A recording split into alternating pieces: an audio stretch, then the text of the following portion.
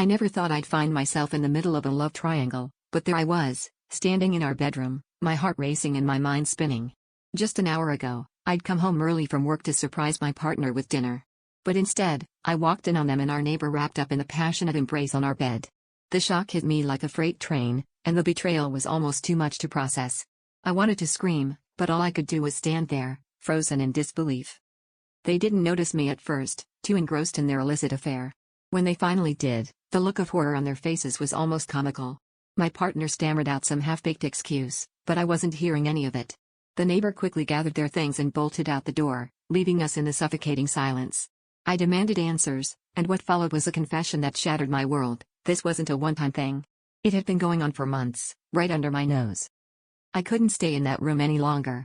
I grabbed my keys and drove aimlessly, my mind replaying every moment leading up to this betrayal. How could I have been so blind? As I pulled into a deserted parking lot, I realized that this wasn't just about my partner's infidelity. It was about the lies and deceit that had infiltrated our entire relationship. I thought about all the times I felt something was off but brushed it aside, convinced it was just my paranoia. The irony? I had been unfaithful too, but with someone they trusted implicitly, their best friend. The guilt gnawed at me, but now it felt almost justified. I wasn't the only one keeping secrets. As the sun began to set, I made a decision. This relationship was beyond repair, and the only way to move forward was to confront these truths head-on. I needed to own up to my own mistakes just as much as I needed to demand accountability from my partner. The confrontation that awaited us would be brutal, but it was the only path to any semblance of closure.